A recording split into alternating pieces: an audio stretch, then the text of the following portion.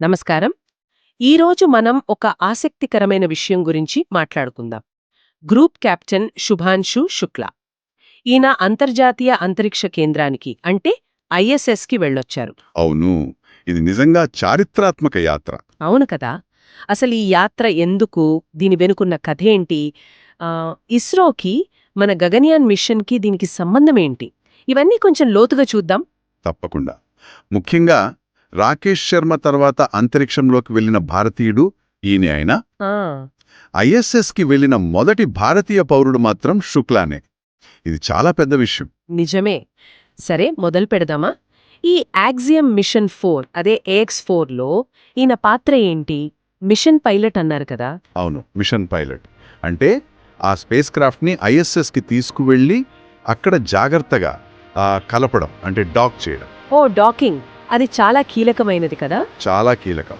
దానికి ఎంతో నైపుణ్యం కావాలి. గ్రూప్ కెప్టెన్ శుక్ల భారత వైమానిక దళములో టెస్ట్ పైలట్. ఆ, సుఖోయ్, MiG-29 లాంటి ఫైటర్ జెట్స్ నడిపిన అనుభవం ఉంది. ఇక్కడ ఒక విషయం మనం గుర్తుంచుకోవాలి. చెప్పండి. 1984లో రాకేష్ శర్మ గారు వెళ్లారు కదా అంతరిక్షంలోకి. అవును, సోవియట్ మిషన్లో. అవును. కానీ అది ఐఎస్ఎస్కి కాదు. అప్పటికి ఐఎస్ఎస్ లేదు కూడా. ఆ తర్వాత సునీతా విలియమ్స్ లాంటి వాళ్ళు వెళ్లారు, భారతీయ మూలాలున్నవారు. కానీ వాళ్ళు అమెరికా పౌరులు. ఓ, అలాగా.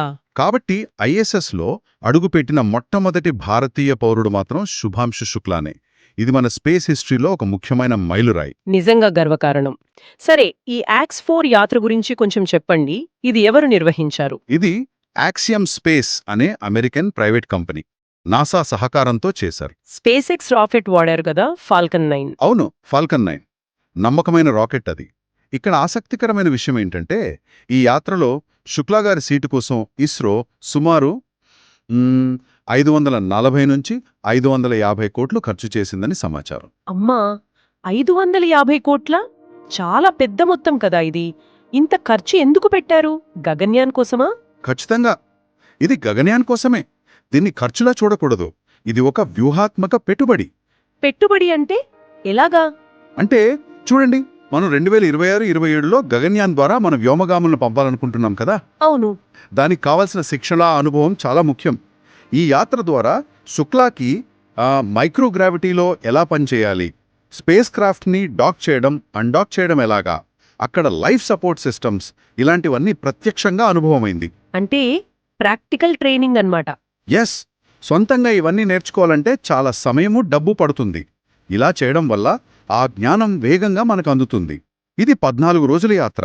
ఇందులో అమెరికా, పోలాండ్, హంగరీ వ్యోమగాములు కూడా ఉన్నారు. ఓ, మరి ఈ 14 రోజులు అక్కడ ఏం చేశారు శుక్ల? కేవలం ఈ డాకింగ్, అన్డాకింగ్ శిక్షణేనా, లేకేమైనా ప్రయోగాలు కూడానా? లేదు, కేవలం శిక్షణ కాదు, ఇస్రో కొన్ని ప్రత్యేకమైన ప్రయోగాలు కూడా చేయించింది. అవునా? ఎలాంటివి? ఉదాహరణకి మైక్రోగ్రావిటీలో, అంటే దాదాపు 0 గురుత్వాకర్షణలో మెంతి, పెసర లాంటివి పండించడం. ఓ, స్పేస్ ఫార్మింగ్ లాగా. ఆ, భవిష్యత్తులో సుదీర్ఘయాత్రలకు ఇది కీలకమవ్వచ్చు. ఇంకా టార్దిగ్రేడ్లు అని ఉంటాయి, చిన్న నీటి ఎలుగుబంట్లు అంటారు. విన్నాను, అవి చాలా గట్టి జీవులని. అవును, అవి విపరీతమైన పరిస్థితుల్ని తట్టుకోగలవు. అంతరిక్షంలో వాటి ప్రవర్తన ఎలా ఉంటుందో అధ్యయనం చేశారు. అలాగే కొన్ని బ్యాక్టీరియా, ఆల్గే మీద ప్రయోగాలు. మ్మ్. మన ఐఐఎస్సి బెంగళూరు వాళ్ళు తయారు చేసిన ఒక సప్లిమెంట్ ఉంది. అది కండరాల క్షీణతను తగ్గిస్తుందా లేదా అని పరీక్షించారు. ఇంకా వ్యోమగాముల మెదడు పనితీరుపై స్పేస్ ప్రభావం ఎలా ఉంటుందో తెలుసుకోవడానికి కొన్ని కాగ్నిటివ్ టెస్టులు చేశారు. స్క్రీన్స్ ఇన్ స్పేస్ అని. పావ్ అంటే వ్యవసాయం, బయాలజీ, హెల్త్, సైకాలజీ, చాలా రంగాలు కవర్ అయ్యాయన్నమాట. అవును, ఈ ప్రయోగాల ఫలితాలు భవిష్యత్తు అంతరిక్ష యాత్రలకి, జీవనాధార వ్యవస్థల అభివృద్ధికి చాలా ఉపయోగపడతాయి. అన్నిటికన్నా ముఖ్యం ఏంటది? ఈ డాకింగ్, అన్డాకింగ్, అనుకోని సమస్యలొస్తే ఎలా ఎదుర్కోవాలి, ఇలాంటి ఆపరేషనల్ స్కిల్స్లో శుక్లాకి వచ్చిన ఫస్ట్ హ్యాండ్ ఎక్స్పీరియన్స్, అది గగనయాను వ్యోమగాముల ట్రైనింగ్ మాడ్యూల్స్కి నేరుగా ఉపయోగపడుతుంది. ఖచ్చితంగా ఆ ప్రాక్టికల్ నాలెడ్జ్ చాలా విలువైంది. ఇంకో విషయం ఏంటంటే ఈ యాక్సియం స్పేస్ లాంటి కంపెనీలున్నాయి కదా, ప్రైవేట్ కంపెనీలు. వాళ్ళ ప్లాన్స్ ఇంకా పెద్దవి. 2030 కల్లా సొంతంగా ఒక కమర్షియల్ స్పేస్ స్టేషన్ కట్టి స్పేస్ టూరిజంని డెవలప్ చేయాలని చూస్తున్నారు. అంటే డబ్బున్న వాళ్ళని అంతరిక్షంలోకి విహారయాత్రకు తీసుకెళ్లడం. ఓ, అంటే భవిష్యత్తులో స్పేస్ ట్రావెల్ ఒక బిజినెస్ అవుతుందన్నమాట. అవును, ఆ దిశగా కూడా ఈ AX4 ఒక ముందడుగు లాంటిది.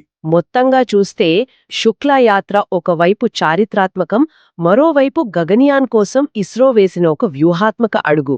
దీని ద్వారా కీలకమైన సైంటిఫిక్, టెక్నికల్ నాలెడ్జ్ మనకొచ్చింది.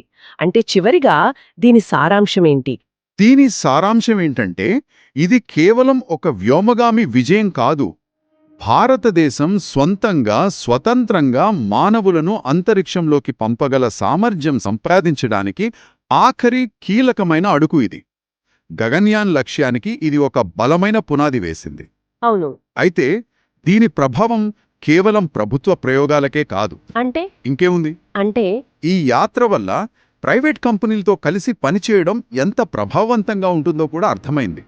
ప్రపంచవ్యాప్తంగా ఈ స్పేస్ ఎకానమీ, ముఖ్యంగా కమర్షియల్ స్పేస్ రంగం వేగంగా పెరుగుతోంది. నిజమే. ఈ రంగంలో భారతదేశం తన స్థానాన్ని ఎలా పదిలం చేసుకోగలదు?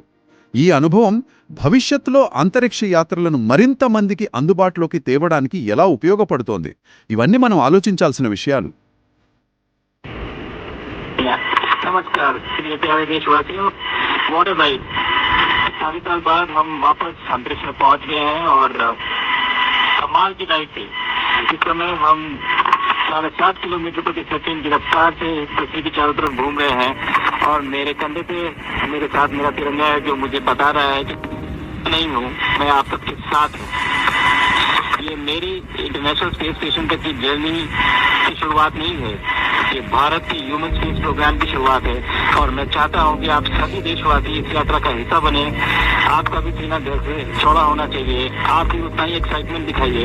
आइए हम सब मिलकर भारत की ह्यूमन स्पेस प्रोग्राम की जर्नी की शुरुआत करें। धन्यवाद। जय हिंद, जय भारत।